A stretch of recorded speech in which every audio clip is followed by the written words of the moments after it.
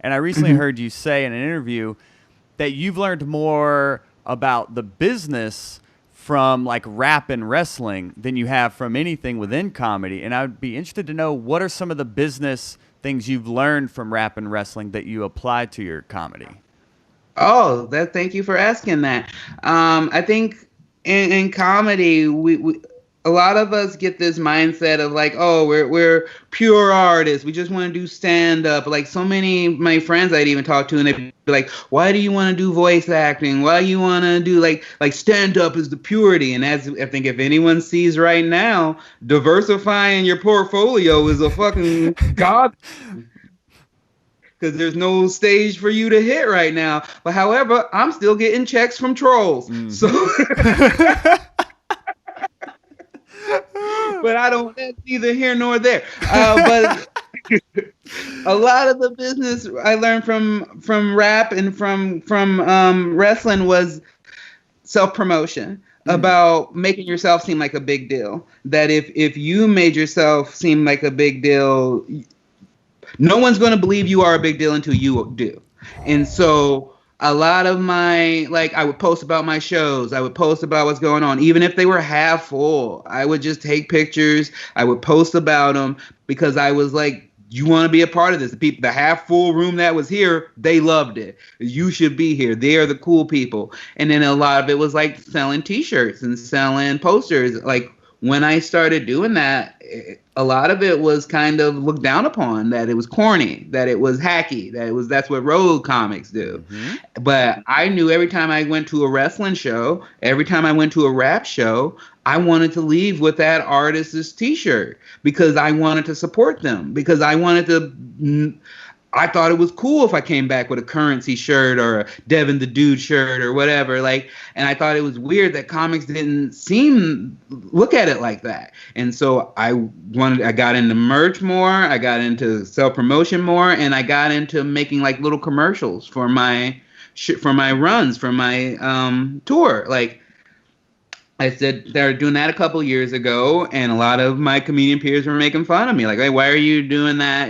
You're wasting your time. They're stupid. They're low budget. They look weird. But I love low budget commercials. It's a local commercial for like, hey, I'm coming to your town. And then I shit you not, like a year later, clubs were requiring that I send them a video.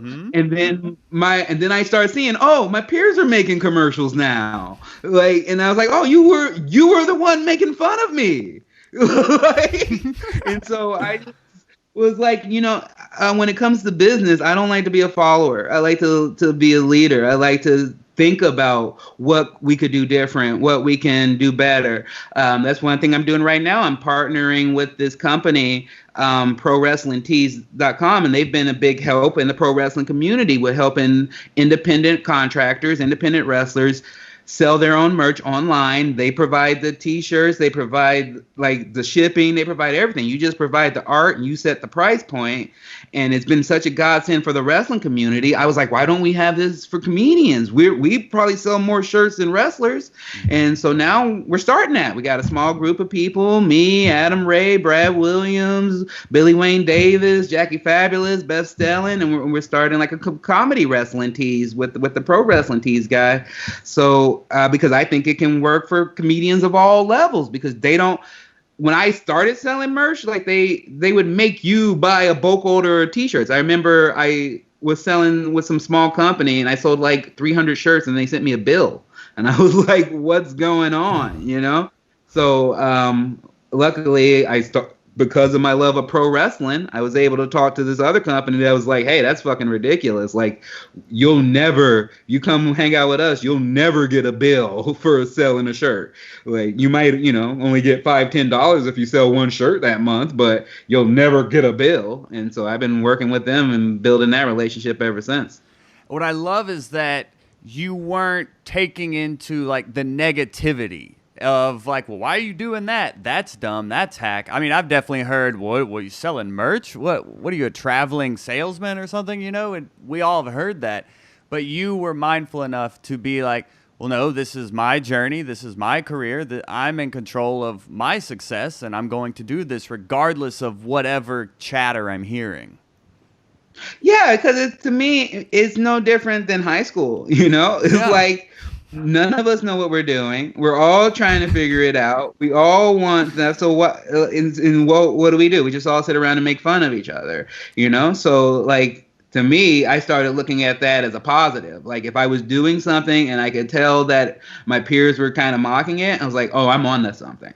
Hey, Hot Brethren and Sistren, if you love comedy as much as we do here at Hot Breath, click the subscribe button to join the Hot Breathiverse, and then watch more videos to get even more comedy tips. Hot Breath.